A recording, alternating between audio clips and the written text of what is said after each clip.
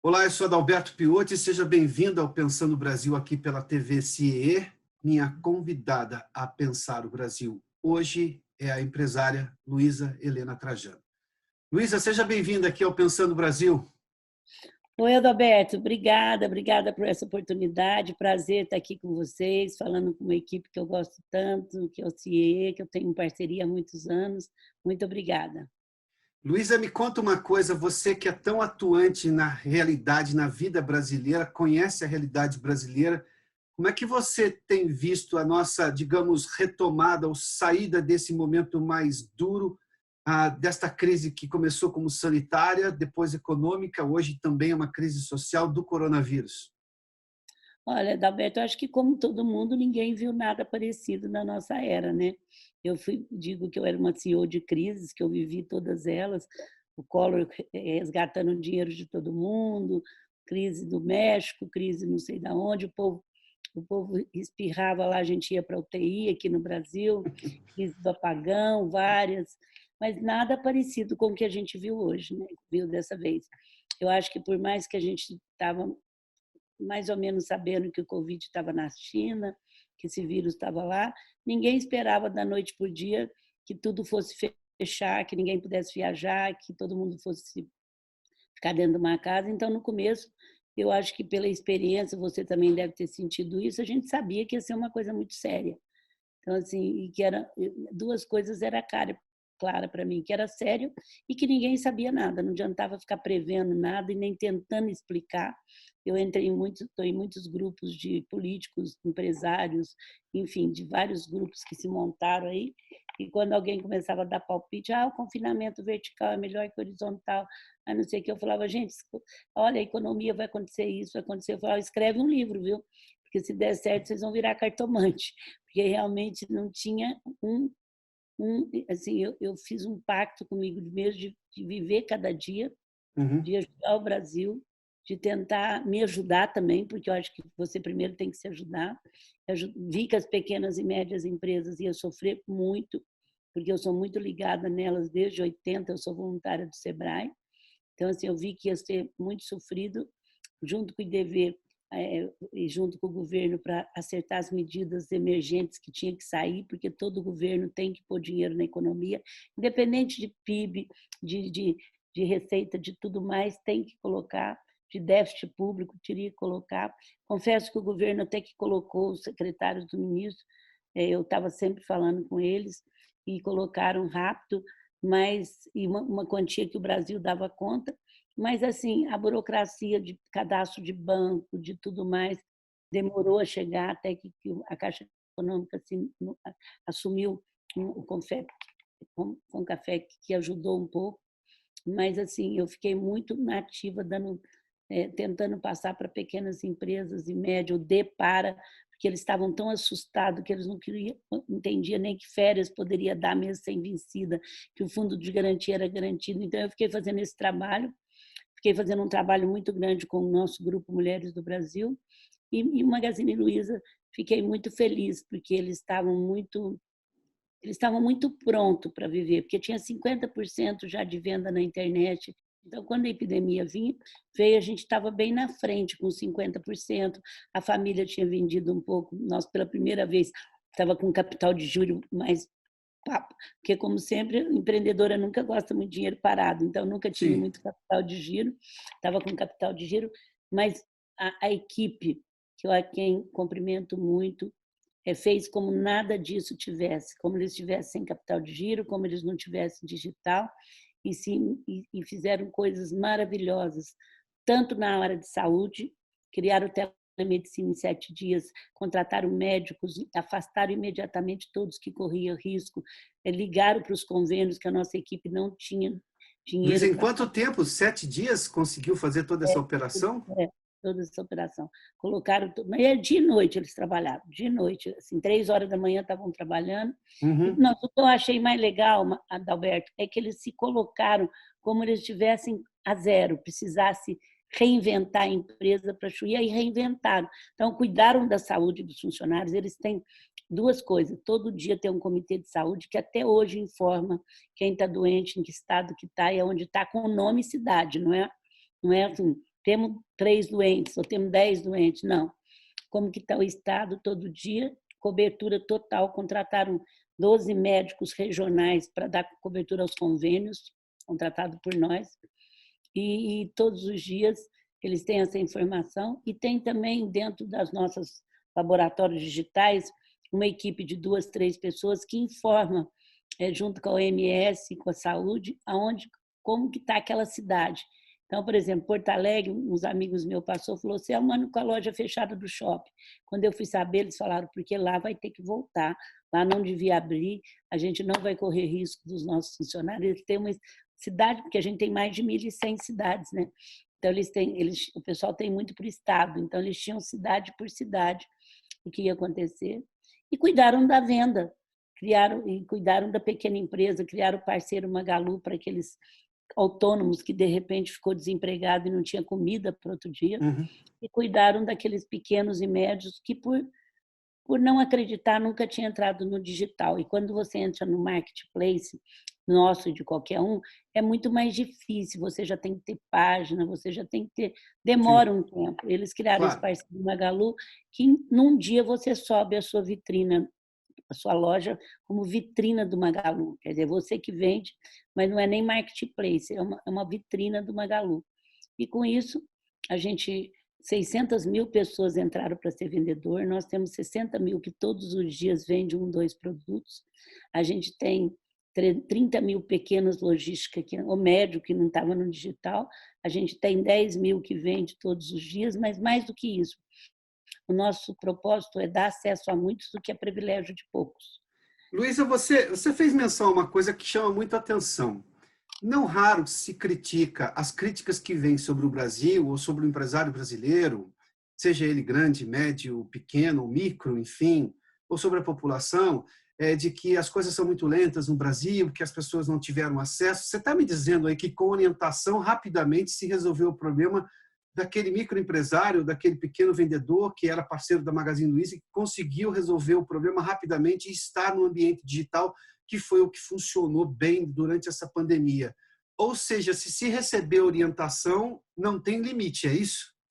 Não, o nível de inteligência, de capacidade de adaptação, de empreendedorismo do brasileiro é impressionante. Mas eu Agora, sempre pensei isso, e você acabou de me dar um exemplo claro, porque mas eu acho que isso às vezes é, as críticas são exageradas, não é? não, mas as críticas muitas vezes são, e aí eu acho que depois eu vou explicar um pouquinho por que desse papel crítico e não do papel de protagonista, é porque realmente nós temos 100 mil brasileiros sem acesso à rede de esgoto.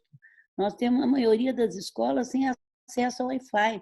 As professoras foram muito homenageadas toda vez que eu falei, além da equipe de saúde, eu homenageei muitas professoras que elas não têm nem elas um celular bom, um Wi-Fi bom e um notebook. Em 15 dias tiveram que se virar, até com gravação, para poder chegar num celular lá no interior do Brasil. Então, assim, existe uma verba, Adalberto, para que tenha o Wi-Fi em todos. Agora foi aprovado na Câmara e fica lento ainda, para que em 33 anos a gente tenha rede de esgoto nas casas todas, porque isso é problema de saúde. Sim, Então, o marco assim, do saneamento, seguramente. marca do saneamento, mas que ainda precisa ser rapidamente colocada, porque se não abrir concorrência, nós vamos levar 105 anos nessa velocidade para ter saneamento em todas as casas. Então, assim, existe um nível de desigualdade social que não é culpa do brasileiro, é culpa da falta de oportunidade, é culpa nossa, porque a gente teve 300 anos de escravidão, a gente teve a pior abolição que teve, porque as pessoas foram jogadas na rua, sem casa, sem estudo, analfabeto, sem trabalho e sem dinheiro. E a maioria negro, porque nós somos o país que mais trouxemos negro, que não queria largar a tua pátria para vir para cá, e vieram apanhando, ficando em praça pública e tudo mais, sendo vendido, e nós não consertamos essa desigualdade social. E a desigualdade social é uma responsabilidade de todos nós, não é só do governo. Então, eu acho que uma das coisas, você me perguntou da epidemia, uma das coisas positivas que aconteceram, que ela ficou descancarada. Outra, a desigualdade social, aqui o Grupo Mulheres Brasil, eu já conheço, que eu vou para o sertão, eu já trabalho em muitas comunidades, ficou descancarada. Então, mostrou que a responsabilidade, tanto é que outra coisa positiva que nasceu foi o espírito de cooperação do brasileiro. Então, assim, as famílias... E outra coisa que ficou boa também é a cultura da doação, que o país é muito pouco. Aí o pessoal, Luísa, vai continuar? Lógico que vai, porque as empresas, as pessoas passaram a entender que quando você doa, e eles acompanharam as doações, não foi uma coisa que só Uhum. deu dinheiro, você não está dando para os outros, você está dando para você mesmo. O Gilberto de Menstein já falava, você é do tamanho daquilo que você compartilha.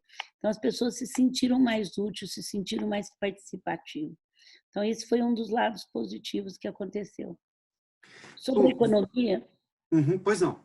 sobre a economia, a gente ficou muito assustado, todo mundo. Eu a convite da Ânima, do Daniel, entrei no programa Não Demita, Não Demita, nós conseguimos 10 mil empresas sem demitir, porque assim, muitos tiveram que demitir, eu não estou coordenando, mas as que não precisavam, precisava cuidar, porque duas coisas faz a economia, renda e crédito. A renda no Brasil só vem através do emprego. Então, Sim. à medida que você demite, Adalberto, você está dando um tiro no seu pé mesmo. Então, a gente não... Aí todo mundo falava, Luísa, como que vai acontecer agora? E se você tiver que demitir? Eu falei, bom, eu estou prometendo durante a epidemia. Eu não vou pôr um pai de família dentro de casa, já um problema, uma mãe, e demitida. Mas quando voltar, é cada dia um dia, eu falava, ninguém sabe o que vai acontecer. E aí, para terminar essa parte, quando a gente voltou, a gente voltava com loja, Adalberto, nosso segmento, eu sei que tem segmento que travou mais, como confecção e sapato, agora que começou a melhorar, o nosso segmento estava respondendo muito bem. Então, nós não só não demitimos, como a gente já inaugurou 10 lojas em Brasília que estava para inaugurar, e como a gente já admitiu mais de 1.000 pessoas, mesmo trabalhando à distância. Então, assim, ainda bem que eu não sofri, cada dia era um dia, e o Magazine Luiza já admitiu mais de 1.000 pessoas, 400 e tantas só nessas lojas, 500 em Franca, que está dando cobertura, que a venda foi muito grande, não se esperava no saque, na pós-venda. Então, nós já admitimos quase 1.000 pessoas depois da epidemia e a gente está vendendo super bem. As lojas estão vendendo bem. Agora, eu quero dizer que pode ser uma fase, que os R$ 600 ajudou, que as pessoas passaram fome. Toda a família começou assim, toda empresa, a gente não vai dar coisas que não sejam perenes, que não seja UTI, que não seja respirador. Uhum. Nenhuma família, Adalberto, e nenhuma empresa não teve que dar 20% a 30% que ela ia doar para cestas básicas, porque a fome veio imediatamente. E todas as empresas que doaram redirecionaram imediatamente. E nós doamos 25% só para a cesta básica no começo, porque até sair os R$ 600, até sair tudo isso, as pessoas passaram fome, minha gente. Ela vendia o picolé na praia para poder levar o café da manhã, ela vendia o artesanato, ela fazia o negocinho, e de repente ela se viu sem nada. O turismo foi o que mais sofreu, então é Sim. muito importante. Luísa, e como é que você imagina que precisa ser feita esta retomada? Obviamente que já estamos fazendo a retomada. Você mencionou aí que esteve em contato com o governo durante todo esse tempo Não, e com o até Ministério da Economia, vamos o falar. Ministério da Economia Nem não especificamente. era com o ministro, é com os secretários do Ministério. Sim, e como é que você imagina que precisa ser esta retomada, levando-se em conta que eu tenho algumas coisas que já estão encaminhadas? Eu estou falando no global, ou seja, essa ajuda do governo que já vem acontecendo às pessoas sem nenhuma renda. Houve também questões de conseguir melhora de crédito para as empresas, porque obviamente elas precisam de capital de giro para conseguir fazer algum investimento ou evitar demissões, enfim. Mas de que forma você imagina que a partir de agora precisa se dar essa retomada, que nós já estamos quase que no último trimestre do ano, daqui a pouco a gente entra no último trimestre do ano, e obviamente que a gente vai começar a olhar para 2021, mas com 2020 ainda pesando e pesando muito forte. Como é que a gente consegue essa retomada? Você fez menção a uma coisa muito interessante aí. A gente precisa de renda e crédito. O governo também precisa que as pessoas tenham emprego, se tem emprego, ele consome, aí obviamente o governo arrecada, porque a grande fonte de arrecadação do governo são impostos, ou seja, se as pessoas não consomem, ele não consegue arrecadar. E crédito é porque você cria expectativa, você consegue fazer investimentos, ou seja, o que é bom para o cidadão também é para o governo. Isso ficou claro porque em algum momento lá atrás a gente imaginou que manter a pobreza talvez funcionasse para o país funcionar do outro lado. Agora não dá mais certo. Como é que você imagina que precisa ser esta retomada brasileira? Olha, precisa ser investimento em infraestrutura, que gera muito emprego, precisa investir naquilo que gera emprego, minha gente, em fazer, em tornar, tirar muitas estatais que estão pesadas aí Uhum. e colocá-las elas ou privada e médias, mas colocar e pegar as infraestruturas para que o ano que vem a gente tenha. Eu acho até que até esse fim de ano, essa ajuda agora que aumentou R$ 300 e tal, a gente vai sobreviver. A minha preocupação é mais 2021.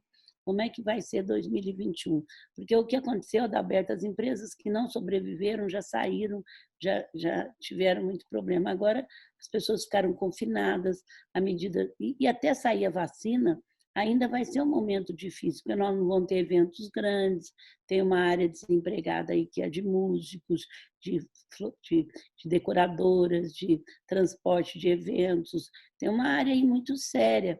Eu estou ajudando muito o turismo, eu acho que o turismo brasileiro vai crescer, o turismo nacional, de qualquer, eu acho que assim, despertou um pouco o espírito nacionalista, onde se viu a gente não ter uma fábrica para fazer máscara, nenhuma fábrica para fazer respirador. Agora, a culpa não é da China, gente, a culpa é nossa, que tem um imposto alto e que a China veio e vendeu mais barato e teve que fechar as indústrias. Então, isso tudo tem que rever, porque foi muito pesado. Nós ficamos mais tempo em confinamento por causa da falta de máscara, da falta de respirador do que precisava.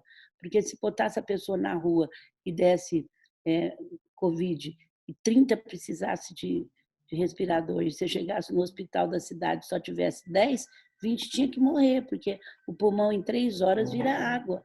Então, assim, teve várias lições para ser aprendida aí, que eu espero que todos nós aprendemos essas lições.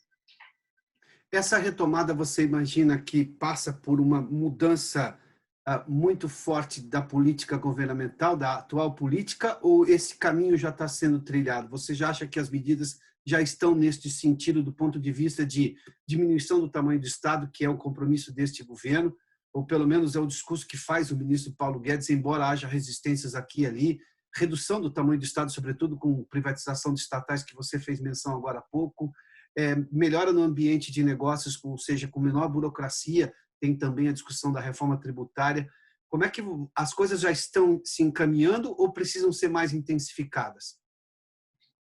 Eu acho que ainda precisa ser mais intensificada, mas o que eu gostaria de deixar claro, que nenhum país conseguiu mudar se não for através de uma sociedade civil organizada e com proposta. Se você estudar a história dos países, e por isso eu sou apaixonada pelo Brasil, Magazine Luiza canta o hino nacional há 22 anos, toda segunda-feira, com as suas 1.200 unidades. Minha filha novinha foi conhecer a cozinha brasileira, tem 5 livros lançados disso. Meus filhos conheceram o Brasil primeiro de conhecer fora. Eu sou bem brasileira, não consigo nem ter passaporte de outra nacionalidade. Então, eu quero te dizer que eu entendi muito que é a sociedade civil que faz a diferença, que juntas, unidas, sem esquerda, sem direita, com pontos de vista diferentes, que é a democracia, mas pensando num só. É como é que eu vou construir o Brasil de hoje, não de amanhã. Foi aí, Adalberto, que a gente montou um grupo Mulheres do Brasil, que tem um propósito muito claro, ser o maior grupo político partidário do Brasil. Eu nunca me filiei a nenhum partido, mas eu sou super política. E esse grupo trabalha 20 causas. Nós trabalhamos varejo e atacado. E aí, respondendo a tua pergunta, varejo, a gente faz coisa todos os dias, ajuda, não juntamos, a gente não inventa outro instituto, a gente apoia os de câncer que tem, os de violência, os de educação, os de cultura, a gente tem causa de tudo quanto é jeito. Nós temos 63 mil mulheres hoje, em mais de 104 cidades, tanto no Brasil como brasileiras fora do Brasil. Nós temos 77 aqui no Brasil e mais de 15 países já montado o Grupo Mulheres do Brasil, que são brasileiras que moram fora e que trabalham pelo Brasil. E a gente, é claro, a gente quer. Agora, respondendo a tua pergunta, você só resolve quando você torna políticas públicas. Você pode ir fazendo, é como se estivesse dando dose de remédio devagarzinho. Agora, quando você torna políticas públicas, quando eu digo atacado, é políticas públicas. Então, há 4 anos, eu já sabia que o SUS, através do nosso Comitê de Saúde, que trabalha varejo, atacado, como todos, varejo é ajudando tudo que existe, atacado é vendo aquilo que vai mexer com o Brasil. que o SUS era o melhor sistema de saúde do mundo. Eu já pregava isso nas minhas palestras. Só que não tem governança. Governança que eu estou falando, de gestão. Porque na Sim. Constituição, Adalberto, você não precisa mudar uma linha do que ele está lá. É perfeito, é equidade, é saúde para todos, é agilidade. 85% dos transplantes são feitos pelo SUS, as vacinas são feitas pelo SUS. O SUS foi muito importante. Em cada lugar dessa região, desse país, 400 e tantas cidades, tem um laboratório, só que não tem nada lá dentro. Então, a nossa luta agora no Grupo Mulheres do Brasil, através, estamos falando com político, tudo, é fazer com que o SUS tenha, de leis, uma governança que seja do Estado, e não uma governança política. Cada político que chega coloca seu ministério, coloca suas coisas. Isso não, gente, pelo amor de Deus, saúde para todos é um dos pilares da desigualdade. Agora, imagina um grupo que amanhã vai ter 80 mil mulheres, eu convido todas as mulheres que estão nos assistindo a entrar, grupomulheresdobrasil.org.br, se você quiser ajudar o Brasil, não paga nada, ai, quem sou eu? Não, nós temos inclusive um comitê só de mulheres de periferia, só de líderes de bairros, muito forte, de Paraisópolis, de São Miguel, de tudo, em cada cidade nós temos líderes de comunidade, nós temos mulheres de todo tipo, então eu acredito, Adalberto, que é através do Grupo Mulheres do Brasil, mas tem outros grupos que estão lutando para que, sem pensar, nós não vamos sair candidata à política, nós vamos lutar para mais mulheres na política. Mas aí seria todas as mulheres de qualquer partido que tiver um selo conosco, porque nós somos totalmente apartidária. Ou seja, do comprometimento da causa pública dessa forma maior, ou seja, de entender o país desde que como ela se nação. comprometa, independente de partido, se comprometer com a democracia, com a igualdade, com a diversidade, em lutar pela causa das mulheres, em lutar pela violência, em lutar pelo Brasil, pela educação. Então, assim, a saúde está pronta, minha gente. O que precisa é ter uma empresa funciona com gestão organizada. E é isso que Luísa, nós estamos lutando agora. em 2012, eu fiz um filme chamado O Orgulho de Ser Brasileiro. Um dos meus entrevistados era o ex-presidente Fernando Henrique Cardoso, que me atendeu lá no instituto dele, e eu perguntei a ele sobre essa questão da educação. E ele me responde o seguinte: olha, é muito importante porque alguns empresários estão se envolvendo, vão lá e tomam conta de algumas escolas, mas a gente só vai resolver o problema, tal como você está me dizendo agora, se a gente resolver a questão pública, porque é o público que chega em todo mundo. Só o Estado que está presente no país inteiro. Eu posso ter excelência numa ou noutra escola porque uma empresa foi lá e adotou aquela escola, mas isso não resolve o problema de todo mundo. Como é que se faz esse apoio da sociedade para quando o governo tem uma medida importante que vai mudar radicalmente a forma como a gente lida com certas coisas, por exemplo, melhora de gestão e tudo mais? Como é que o empresário apoia o governo? Porque não raro eu ouço também, confesso a vocês já há muito tempo, que alguns políticos querem fazer alterações profundas na forma como a vida brasileira se dá, porque não está indo bem e precisa ser alterada, e diz assim, olha, antigamente se tinha apoio financeiro de empresário, mas hoje a gente não precisa só disso. E às vezes nem disso a gente precisa de apoio público, de se manifestar a favor dessa ou daquela medida. Como você defendeu privatizações aqui? Eu consigo ter apoio maior por parte dos empresários ou de líderes da sociedade quando o governo está pondo uma medida que normalmente vai gerar polêmica porque está quebrando esses problemas brasileiros e tentando impor uma nova solução? Adalberto, ainda eu acho que cada um pensa muito no seu quintal. O empresário está muito mais aberto, o empresário já sofreu muito também, ele teve inflação, ele teve imposto alto, ele teve juro alto. Vamos entender também que ser empresário nesse país foi uma coisa. O que eu volto ainda, só vai conseguir se tiver um grupo forte, como nós estamos fazendo o nosso. E outras pessoas precisam formar grupos fortes que pensam só no Brasil e que, por exemplo, eu posso ser a favor ou contra o governo, eu ajudei nas medidas e saí divulgando as medidas que foram boas. Por que eu não vou divulgar uma coisa boa? Como eu sou totalmente a favor da diversidade. Então, assim, eu tenho que lutar pela diversidade. Eu sou na empresa, nós não temos nem idade para entrar nem para sair, de tão diversos que nós somos, a vida inteira. Então, assim, o que é bom tem que ser colocado. Agora, só uma sociedade, só uma sociedade pode organizada com muita gente, é o povo que elege, é o povo que vai fazer. Daí é o que nós estamos fazendo no grupo e que tem outros grupos fazendo e que nós temos que nos unir O Brasil é nosso, gente. Vamos parar de reclamar, de falar mal de político e vamos saber o que passa e o que nós queremos que entra, que pauta nas câmeras, o que precisa ser pautado.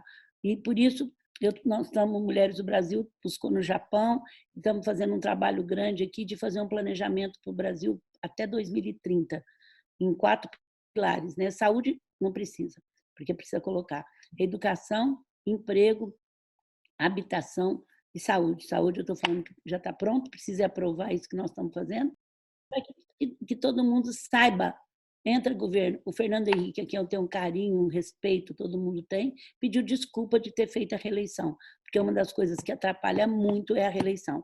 O ano que vem, Mulheres do Brasil vai entrar muito forte para acabar a reeleição em países, em mandatos de presidente, de prefeitos e o executivo. Não pode. Cargos executivos. Que tenha 5 anos, mas eles começam a trabalhar a reeleição desde o primeiro dia. Reeleição é uma... E eu estou só dizendo isso agora, porque com muito respeito ao Fernando Henrique, que foi na área dele, eu não falaria antes, porque essa semana passada ele pediu desculpa por ter colocado a reeleição. Ele foi muito digno disso e eu aumentei a minha admiração por ele a hora que ele pediu desculpa, porque realmente eu nunca entendi como um estadista como ele pudesse ter colocado uma reeleição que prejudica tanto o país assim.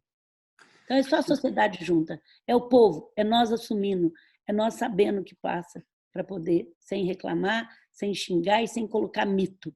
Nenhuma pessoa vai conseguir salvar o Brasil se não for através da sociedade civil. Luísa, você fez menção ao desafio do emprego. A gente está passando por um drama ainda maior, obviamente que é aumentado pela crise de coronavírus. Nós temos também jovens, nós somos um país que tem muitos jovens, isso é muito bom.